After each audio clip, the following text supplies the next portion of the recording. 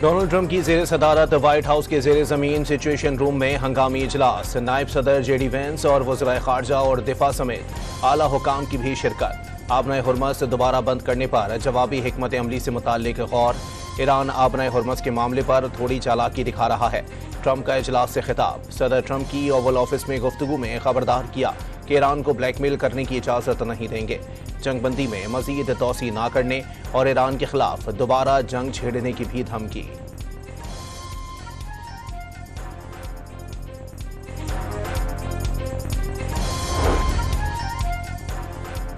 अमरीका ने मौकिफ बदल लिया। ईरान को नई तजावीज़ भेज दी। बातचीत का अभी कोई नतीजा नहीं निकला। सुप्रीम लीडर आयतुल्लाह मुश्तबा खामनई के नुमाइंदे डॉक्टर अब्दुल माजिद हकीम इलाही का दो टोक पैगाम। कहा शायद अमरीका बाद में मुज़ाकरात करे। नायब सदर रजा आरिफ ने आबनाए हुर्मस का कंट्रोल, ईरान का कानूनी हक और ट्रंप की पॉलिसियां खाम ख्याली और तजादात पर मबनी करार दे दी। बावर कराया अपना हक मुज़ाकरात से नहीं तो मैदान में हासिल करेंगे।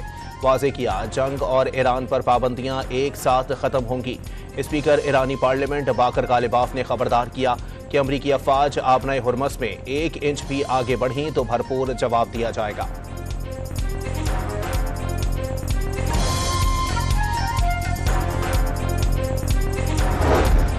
ईरानी फौज ने बहादुरी के साथ अपनी सरजमीन, समंदर और परचम का दिफा किया। आबनाए हुर्मस में कशीदगी के दौरान भी अमरीका और इसराइल को नई शिकस्तों का मजा चखाने के लिए तैयार हैं।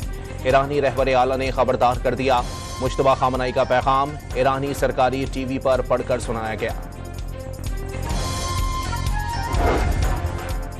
ईरानी फौज कौमी वकार और खुद मुख्तारी की अलामत है। ईरानी फौज अवाम के हुकूक और मुल्क की इलाकाई सालमियत का दिफा करती रहेगी। ईरानी सदर मसूद पेज़ेश्कियान का अपनी अफवाज की साबित कदमी पर खिराज तहसीन।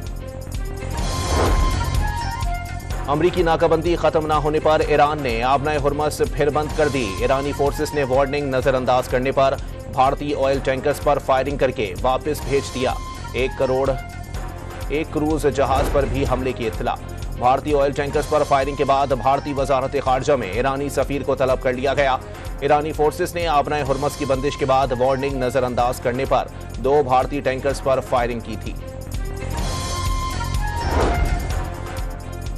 फील्ड मार्शल आसिम मुनीर का ईरान में 3 रोजा आमन मिशन मुकम्मल। ईरानी सदर मसूद पेज़ेश्कियान, ईरानी स्पीकर बाकर गालिबाफ और ईरानी वजीर खारजा अब्बास इराक्ची से अलग अलग मुलाकातें। खातुमुल अंबिया हेडक्वार्टर्स के कमांडर से भी मुलाकात।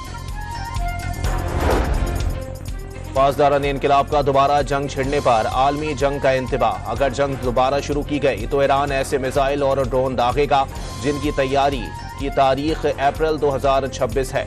मेजर जनरल अली रजा नकवी ने खबरदार कर दिया। कहा ट्रंप ईरानी अवाम को मुज़ाकरात में धोखा नहीं दे सकते। इसराइल के सोमाली लैंड में सिफारती नुमाइंदा मुकर्रर करने के ऐलान पर पाकिस्तान, सऊदी अरब, कुवैत, मिस्र और बांग्लादेश समेत मुत्तादिद इस्लामी ममालिक का सख्त रद्द-ए-अमल। मुश्तरका मज़म्मती एलामिया में इसराइली इक़दाम सोमालिया की खुद मुख्तारी, वहदत और इलाकाई सालमियत की खुली खिलाफ वर्जी करार दे दिया।